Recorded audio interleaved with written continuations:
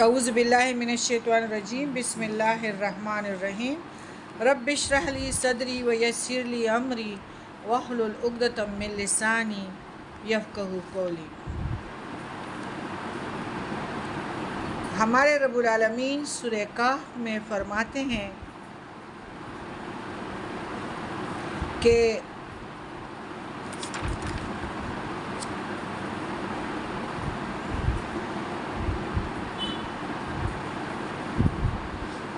آپ نے ان دو آدمیوں کی مثال نبی کریم صلی اللہ علیہ وسلم کو فرماتے ہیں۔ اس میں اب اتنی ہدایت کی باتیں ہیں کہ اللہ تعالیٰ ہمیں جو کچھ سکھانا چاہتا ہے تو اس کے بعد ہم نے ضرور ایک پیج لے کے اور لکیر کھینچنی ہے کہ اللہ کو کون سی باتیں پسند ہیں، اور شیطان کو ہم نے شیطان کی دوستی لینی ہے یا اللہ کی۔ اور آپ صلی اللہ علیہ وآلہ وسلم ان سے دو آدمیوں کی مثال بیان کیجئے جو جن میں سے ایک کو ہم نے انگور کے 2 باغ عطا کیے تھے اور ان کے گرد کھجور کے درختوں کی باڑ لگائی تھی اور ان دونوں کے درمیان قابل کاشت زمین بنائی تھی۔ یہ دونوں باغ اپنا پھل پورا لائے اور بار آور ہونے میں کوئی کسر نہ چھوڑی، اور ان کے بیچوں بیچ ہم نے نہر جاری کر دی تھی۔ اسے ان درختوں کا پھل ملتا رہا۔ تو ایک دن وہ گفتگو کے دوران اپنی ساتھی سے کہنے لگا، میں تجھ سے زیادہ مالدار بھی ہوں اور افرادی یعنی اولاد بھی زیادہ رکھتا ہوں۔ یہی کہتے کہتے وہ اپنے باغ میں داخل ہوا اور وہ اپنے آپ پر ظلم کر رہا تھا۔ یہ اللہ تعالیٰ فرماتے ہیں گھمنڈ، اور کہنے لگا میں تو نہیں سمجھتا کہ یہ باغ کبھی اجڑ بھی سکتا ہے، اور نہ ہی میں یہ گمان کرتا ہوں کہ قیامت قائم ہوگی۔ اگر مجھے اپنے رب کے ہاں پلٹا کر لے جائے بھی گیا تو میں یقیناً اس سے بہتر جگہ پاؤں گا۔ بہت سارے مالدار ہوتے ہیں نا کہ ہمیں جو دولت ملی ہے تو یہ اللہ تعالیٰ کی محبت ہے، مال تو محبت نہیں ہے۔ ہمارے تو کسی نبی کے پاس مال نہیں تھا۔ ہدایت جو ہے وہ اللہ تعالیٰ کی محبت ہے جو دعاؤں سے ملتی ہیں۔ اور اس کے ساتھی نے گفتگو کے دوران اس سے کہا، کیا تو اس ذات کا انکار کرتا ہے جس نے تجھے مٹی سے اور پھر نطفے سے پیدا کیا، پھر تجھے پورا آدمی بنا دیا؟ رہی میری بات تو میرا پروردگار تو اللہ ہی ہے اور میں اس کے ساتھ کسی کو شریک نہیں بناتا۔ یعنی یہ مالداری اور یہ والا اس طرح ہے کہ اللہ تعالیٰ کی ہستی کا انکار کرنا۔ اللہ نے یعنی اس نے کہا کہ اللہ نے جو کچھ مجھے دے رکھا ہے یہ اس کی مطلب منکر تھا، اور روز آخرت اور اللہ کے سامنے جواب دہی کا بھی منکر تھا۔ اللہ دیتا ہے نا، اللہ تعالیٰ بھی کھینچتا بھی ہے نعمتیں اور دیتا بھی ہے۔ قل اللہم مالک الملک تؤتی الملک من تشاء وتنزع الملک ممن تشاء وتعز من تشاء وتذل من تشاء بیدک الخیر۔ اللہ تعالیٰ بادشاہی دیتا ہے، اللہ تعالیٰ لے لیتا ہے۔ تو اصل بات یہ ہے کہ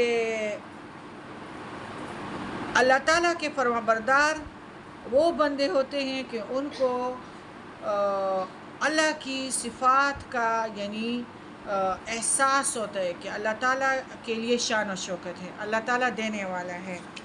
اور ابھی بچے جو ہے حق پہ ان لوگوں نے اختیار کیا کہ یہ تو مطلب مشرک ہیں اور ہم لا الہ الا اللہ اگر پڑھیں گے تو یہ ہمیں قتل کریں گے۔ وہی بچے بے سہارا بغیر پیسے کے بغیر کپڑوں کے بھاگتے ہیں، غار میں ہیں۔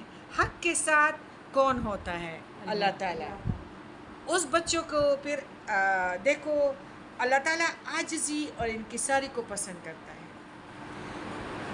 اور عاجزی انکساری کو یعنی ذرا ہم نے یہ دیکھنا ہے کہ ہم نے عاجزی و انکساری اختیار کی ہے، رحمان کے ساتھ دوستی اختیار کی ہے، یا شیطان کو فوکس کیا ہے؟ اصحاب کہف کو آپ دیکھیے، نوح علیہ السلام کی کشتی کو دیکھیے کہ ٹائٹینک جہاز جو ہے وہ ریزہ ریزہ ہو گیا، اور نوح علیہ السلام کی کشتی اتنے بڑے سمندر میں اور اتنے بڑے عذاب سے بچ گئی۔ موسیٰ علیہ السلام اتنے بڑے بادشاہ سے بچ گئے۔ کیا تھا؟ حق تھا نا۔ بچے جب تھے کس پہ تھے؟ بچوں کو عزت کس چیز سے ملی؟ حق۔ یہ نہیں کہ ذاتی نظریے پہ جاؤ اور اپنے آپ کو زیادہ سے زیادہ سمجھدار سمجھنا، اور یہ سب چیزیں پھر نقصان دہ ہوتی ہیں۔ اس کے جو ہے نا اللہ تعالیٰ سزا اس دنیا میں بھی دیتا ہے، اور قبر اور جنازہ بھی بہت مشکل ہے۔ کسی محفل میں بیٹھے ہوں تو یہ باتیں نہیں کہنی چاہیے کہ میں تو اپنے بچوں کو لنچ اس طرح دیتی ہوں، میں تو استریاں اس طرح کرتی ہوں، میں تو سیڑھیاں اس طرح صاف کرتی ہوں۔ تو دوسری بہنیں جو ہماری ہوتی ہیں تو وہ اپنے آپ کو ذرا کمینہ محسوس کرے گی کہ میرے خیال میں یہ سب سے بڑی اعلیٰ ہے اور ہم ذرا نکمے ہیں۔ اور اصل اس طرح کی باتیں جو ہوتی ہیں نا وہ جھگڑوں کی سبب بنتی ہیں۔ ایک پیج پہ ضرور آپ لوگوں نے لکھنا ہے اور یہ ضرور دیکھنا ہے کہ ایک سائٹ پہ رحمان کی دوستی اور ایک پہ شیطان کی دوستی۔ دوستی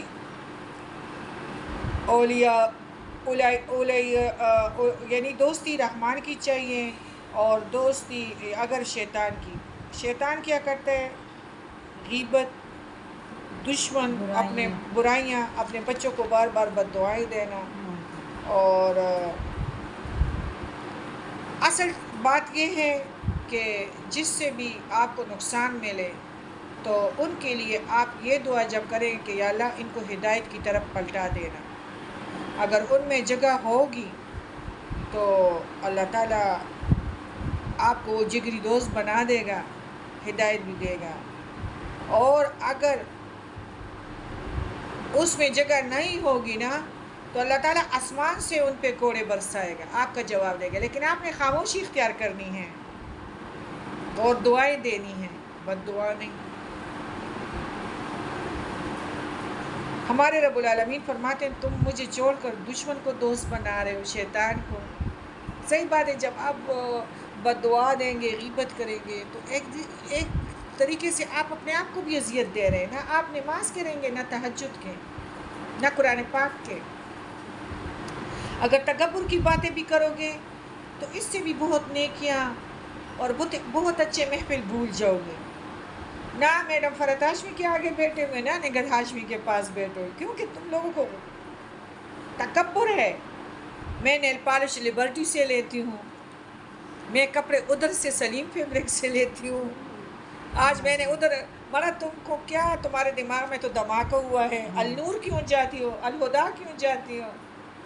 پھر ایسے بندے بھول جاتے، وہ دنیا کی لذتوں میں لگ جاتے ہیں، پھر وہ یعنی اللہ کے کلام کے لیے وقت نہیں نکال سکتے۔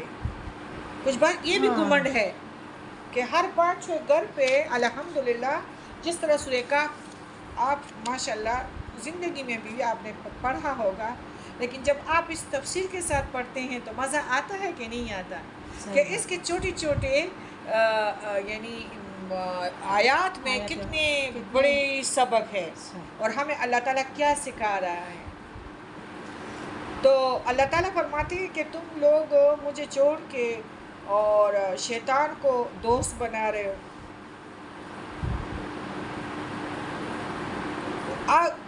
یعنی اگر آپ کے دشمن، یعنی اگر آپ کا دوست ہو وہ آپ کو چھوڑ کے آپ کے دشمن کو دوست بنائے تو کیسا لگے گا؟ ایسی تکلیف ہو جیسے کسی نے آپ کے اندر خنجر ٹھونسا ہو۔ ایسے دوست کے بارے میں آپ کیا اوپینین رکھیں گے؟ احسان فراموش، ظالم، کم ظرف، نمک حرام، غدار۔ اس نے بڑی یعنی گہری یعنی بہت گری ہوئی حرکت کی ہیں، اور ہم سب کو پتہ ہے کہ انسان شیطان کی وجہ سے کون سے کام کر رہا ہے۔ ایسے غدار پر آپ کا کیا حال ہے، خیال ہے اللہ اس پر رحمت کا نظر ڈالے گا؟ اور جو بندے یعنی ان کے پاس اگر کوئی مانگے کہ مطلب یتیم بچے ہیں ان کے لیے گرم کپڑے چاہیے، اور وہ پھر جائے یعنی بریز میں 10,000 17,000 کا سوٹ لے لے، ادھر بچوں کو 4,000 کے سویٹر بھی مل سکتے ہیں، تو کیا یہ بلا ضرورت پیسے خرچ کرنا اور خریداری کرنا خیرت کی بات ہے کہ نہیں ہے؟ سب کو پتہ ہے کہ کدھر فضول خرچی کر رہے ہیں، یہ رحمان کی دوستی ہیں اور کہ شیطان کی دوستی ہیں۔ اتنے سجے سورنے کے شادی میں سب دیکھیں، مرد بھی دیکھیں، عورتیں بھی دیکھیں، اور بعض اوقات تو خود حالوں میں مردوں کو بلاتے ہیں۔ کیا یہ سب محرم ہے؟ نہیں، اسلام میں منع ہے۔ جہاں بھوک افلاس تعلیم کے لیے یعنی کسی کے پاس کچھ نہیں، ادھر اپنی جانوں پر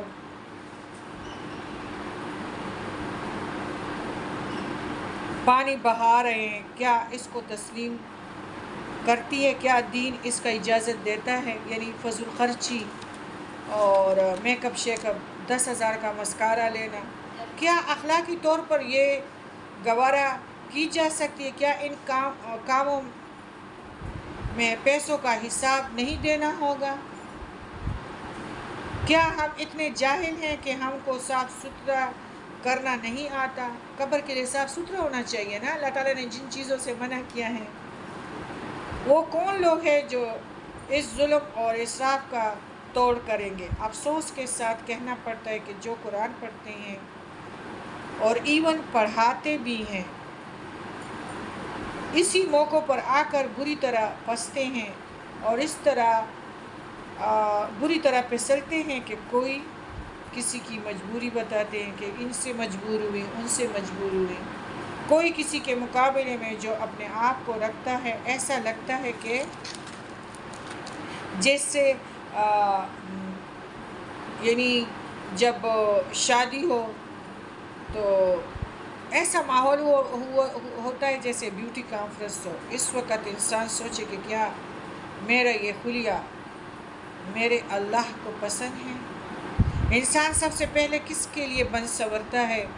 جب سے وہ سب سے زیادہ محبت کرتا ہے، ظاہری بات ہے وہ اللہ سے محبت کرتا ہے، تو پھر سوچنا چاہیے کہ میرا یہ روپ اور میرا یہ خلیہ میرے اللہ کو پسند ہے۔ اگر اس کو پسند نہیں تو پھر اگر کسی کو کہو بھی تو پھر ایسے تعویلیں کرتا ہے کہ حرام کو حلال کرتا ہے۔ اور شیطان تو دلالے ڈال رہا ہے کسی ذریعے، یعنی گفتگو سے، غصے میں۔ اللہ تعالیٰ نے غصے کو بھی حرام کیا ہے، اور اگر کوئی نیکی کا حکم دے تو اس پہ غصے نہ کرے، جھگڑے کا ماحول نہ بنائے۔ ٹھیک ہے، اگر آپ میں نہیں ہے تو خاموش ہو جائے۔ یہ بھی آپ کو پتہ ہے کہ دیور جو ہے وہ اپنی بھابھی کے لیے موت ہے، نامحرم ہے۔ صحیح بات ہے، اب نہیں ہے تو اگر کوئی ہمیں یہ حدیث سنائے تو ہمیں لڑنا جھگڑنا نہیں چاہیے، کیونکہ اس وقت فرشتے ہیں، اللہ کا حکم ہے، ہم نے خاموشی اختیار کرنی۔ ٹھیک ہے، ہم نہیں کر سکتے، لیکن ہم یعنی اس میں شیطان کو خوش نہ کرے، اور کیونکہ پھر گفتگو جب ہوگی نا تو پھر وہ گناہوں کی گفتگو ہوگی۔ خاموشی صحیح، حدیث تو صحیح ہے کہ بھابھی کے لیے دیور نامحرم ہے۔ شیطان ایسے موقعوں پر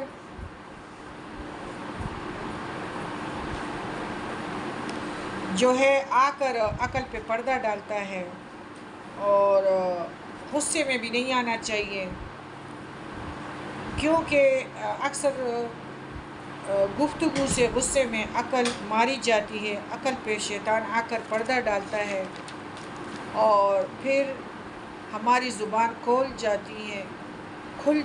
جب کھل جاتی ہے تو پھر ہم بولتے ہیں، تو کیا کیا بولتے ہیں، پھر اس کا نتیجہ یہ ہوتا ہے کہ دل اس طرح پھٹتا ہے کہ اگر انسان اس کو جوڑنا بھی چاہے تو شیشے کی طرح وہ نہیں جوڑتا۔ وقتی طور پر ہم یہ سمجھتے ہیں کہ ہم چونکہ حق پر ہیں، اس لیے ہمیں حق مل گیا ہے کہ ہم جو چاہیں ہم کہیں، جو چاہے دوسروں کو سنائیں۔ سب سے اول حق دیا کس نے؟ اللہ نے تو نہیں دیا۔ غصہ حرام ہے نا، شیطان نے یہ دیا ہے کہ غصہ کرو اور بکو جو کچھ بک رہے ہو۔ سب سے پہلے یہ سوچنا چاہیے کہ حق دیا کس نے۔ دوسری بات یہ ہے کہ اللہ نے بولنے کی اصل صلاحیت تو اس لیے نہیں دی کہ اگر دیا ہے تو وہ اس لیے کہ اچھی باتوں کے لیے، اس لیے کہ گندی باتوں کو لاؤڈ سپیکر بنا کے گندی باتوں کو زور آواز سے بلند نہ کریں۔ اللہ تعالیٰ نے ہمیں اس لیے بھیجا ہے کہ یعنی اللہ تعالیٰ خود فرماتے ہیں کہ جب تم ناتوان ہو تو مجھ سے مدد مانگو، صبر اور برداشت سے کام لو، اور جھٹلانے والوں کا انجام ہی برا ہوتا ہے۔ یعنی اگر حق پہ بھی ہو، کوئی بے عزتی کرے تو خاموش ہو جاؤ۔ نوح علیہ السلام کو جھٹلانے والوں پر نیچے زمین پر پانی کے چشمے جاری ہوئے، اوپر سے بارش ہونے لگی، اور نوح علیہ السلام اس کے ساتھی بچ گئے، کشتی میں سوار ہوئے، بارش ختم ہوئی، کشتی جودی پہاڑ پر ٹک گئی۔ بچے حق پہ کڑے ہوئے، اور حق پہ اللہ تعالیٰ نے ان کی کروٹیں بھی بدلا رہے تھے،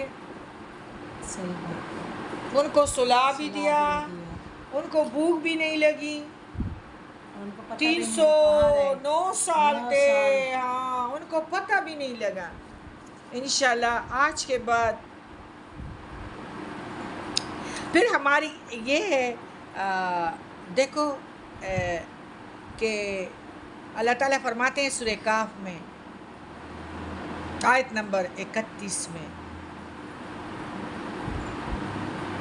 کہ جہنم میں جو زبان کو اپنے لیے استعمال کرتے ہیں، آیت نمبر 31 میں، تو سرادق کے معنی یعنی خیمہ کی دیواریں، یعنی جہنم دوزخ کی 4 دیواری ہے، اور جہنم کے گرد یہ چاروں دیواریں یا احاطہ اس لیے کیا جائے گا کہ دوزخ کے لیے آگ کی حرارت میں مزید اضافہ ہو، اور اس آگ کی حرارت باہر نہ جانے پائے، نیز باہر والے حرارت سے محفوظ رہے۔ دانت جو پگھلی ہوئی حالت میں ہو اور تیل کی تلپٹ یا زمین کے اندر شدت حرارت سے پگھلی ہوئی دانتوں کا ایک شکل ہے۔ اس میں بنیادی طور پر 2 باتیں پائی جاتی ہیں، ایک سرخی مائل ہونا، دوسری شدید حرارت۔ دوزخیوں کو جو پانی پلایا جائے گا وہ جو ہے خون اور پیپ ہے، یعنی زخموں سے خون اور پیپ۔ یہی چیزیں سب کچھ ہے۔ لوگ کہتے ہیں بس کفن پہنایا جائے گا، غسل دیا جائے گا، اور بہت چیزوں کا جواب ہے۔ زبان کا بھی جواب دو گے، کسی پہ تہمت لگاؤ گے، کسی پہ جھوٹی باتیں کہو گے، پتہ نہیں ہے، اور ایسے پیش کرو گے کہ یقیناً یہ بات ہے۔ آپ کو پتہ ہے نا جھوٹ کا جواب ہے نا، بخشش نہیں ہے نا، تو اس لیے بہت احتیاط سے کام لینا چاہیے۔ مومن کو زبان جو ہے نا وہ اختیار میں رکھنی چاہیے۔ بہتان لگانا ایسا ہے کہ تمہارا سب کچھ گیا، جھوٹی باتیں کرنا اور کسی کو پھر یہ یقین دلانا کہ یہ سچی بات ہے، میں نے دیکھی ہیں۔ اب یہ جو ہے جہنم کا اللہ تعالیٰ نے فرمایا کہ دیواریں بہت بلند ہیں اور وہ اس طرح کے تانبے کی طرح جہنمیوں پہ پگھلتے اوپر سروں پہ آئے گی. ذرا یہ سوچے کہ جب ہم واش روم میں گئے، گرم پانی آ رہا ہے اور مکسچر خراب ہو گیا ہے، آپ نے صابن بھی لگایا ہے، صابن جو ہے اس کی پانی آپ کی آنکھوں میں بھی چلا گیا ہے، اب آنکھیں بھی جل رہی ہیں، ادھر سے بھی گرم پانی آ رہا ہے، مکسچر بھی خراب ہے، خراب ہو گیا. ہاں ہو گیا ہے. تو مطلب اس کا ہم نہیں برداشت سکتے، تو پھر جو ادھر کا دوزخ تو ادھر ہم کیا کریں گے. تو یہ باغ والے کے آیات میں کہ غرور و تکبر کر رہا تھا، تو یہ اللہ تعالیٰ کی صفت سے منکر تھا. کیسا لگا؟ کتنی زبردست معنی خیز آیات ہیں، اور ہم کہتے ہیں کہ باغ والا گیا اور تکبر کر رہا تھا. اچھا وہ باغ اس کے سامنے اللہ تعالیٰ نے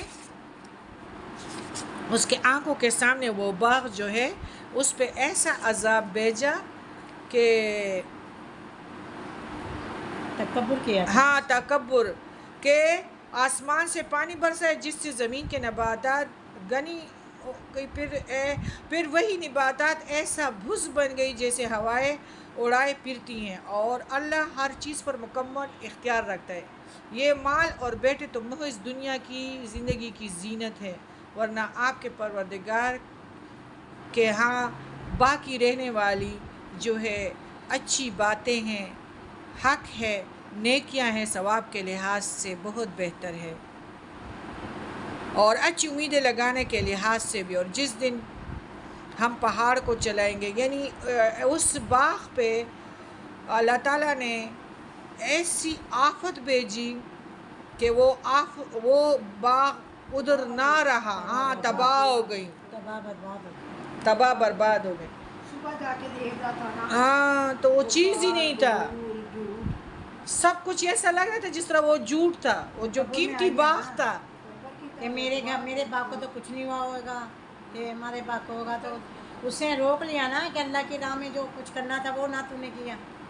نہیں، وہ اپنے ساتھی کو کہہ رہا تھا نا کہ اللہ تعالیٰ نے مجھے بہت کچھ دیا ہے، اس کو احساس دلا رہا تھا کہ تم غریب ہو اور یہ میری اپنی سمجھ ہے، اور یہ میری اپنی محنت ہے، میں اللہ کو نہیں پسند، اللہ کی محنت ہے، میں اللہ کو نہیں پسند.